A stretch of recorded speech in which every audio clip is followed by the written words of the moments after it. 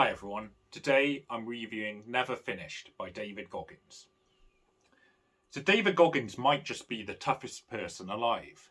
He's an ex-Navy SEAL, ex-Army Ranger, and ex-member of Delta Force. He's also an ultramarathon runner, and he's held the pull-up record previously.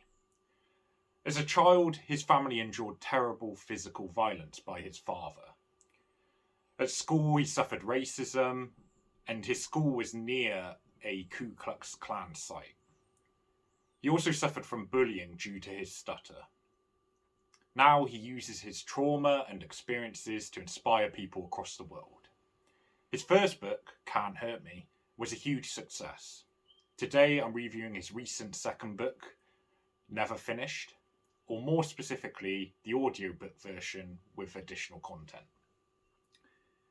This is, although David calls it a wake-up call, essentially a self-help book. It tells David Goggins' story and provides advice along the way. As with the first audiobook, it is narrated by Adam Skolnick, and again includes a few hours of additional content to the book itself, as David and Adam discuss the chapters in podcast-style discussions. So I had high expectations for this book. David Goggins has grown immensely popular, and the foreword perhaps represents this, with Joe Rogan and The Rock appearing.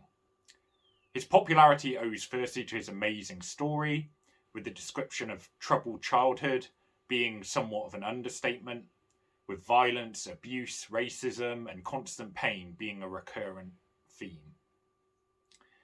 But David Goggins seems to be the hardest worker, not just in the room, but perhaps anywhere.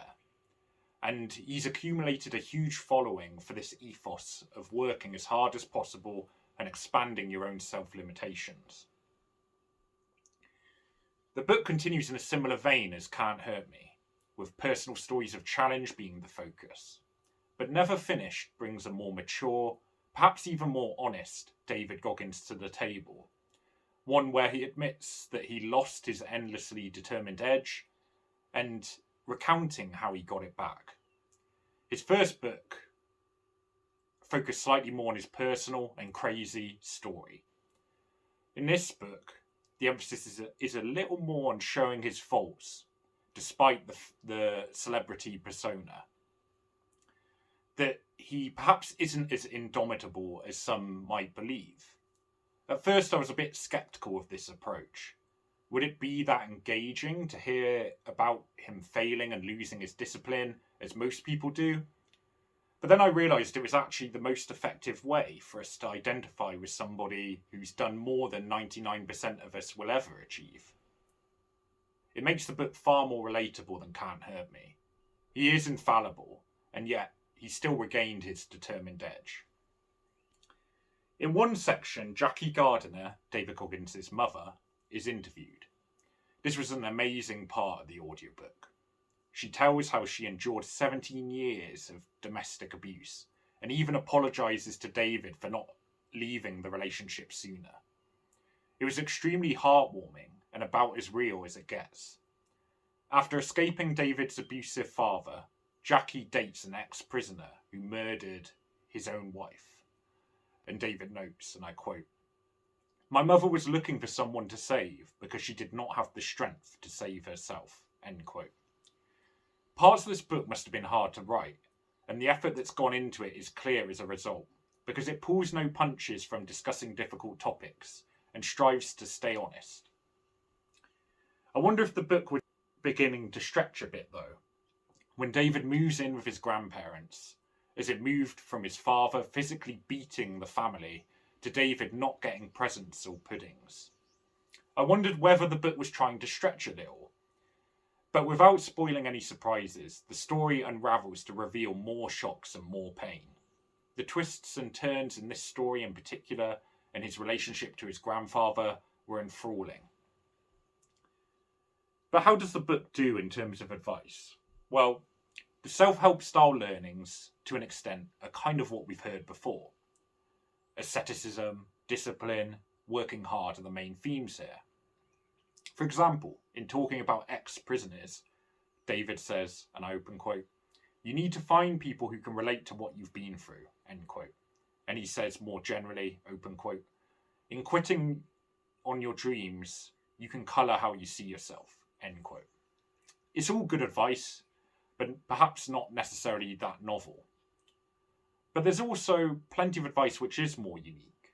Arguably, the aforementioned discipline and hard work is beyond most people's definition. David Goggins defies limitations and says to remove expectations.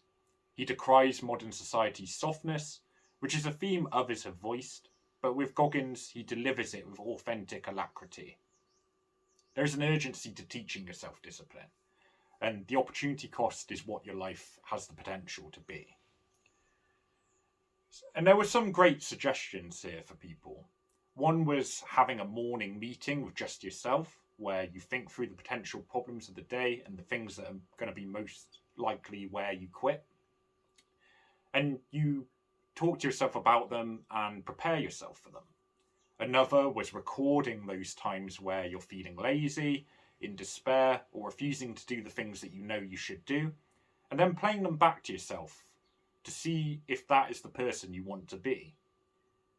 In this book, then, there are plenty of parts that we have heard before, but there's also some nuggets that are completely refreshing. The thing is, David Goggins is an example of proof being in the pudding, and his ideas seem realistic and often less cringeworthy than many other self-help books. There's practical advice here which is genuinely useful. So in terms of final score, David Goggins resonates particularly well with me. He advocates very much a stoic mentality, and that's a standard I look up to. I think more people would benefit from listening to him and his amazing story. I possibly think that the first book used more of the best stories, but this book is more mature. It's more refined and even more honest. Some self-help books can be bland or seem fake, and this is the opposite of that. If you're going to listen to a motivational book this year, make it this one. If you haven't, it's worth reading Can't Hurt Me first. And in both cases, it's worth getting the audiobook version for the extra content as well. So I'm giving this one 9 out of 10. A really strong motivational book that's well worth reading. And I've got plenty more self-help style book reviews coming up. So like and subscribe, and thanks for listening.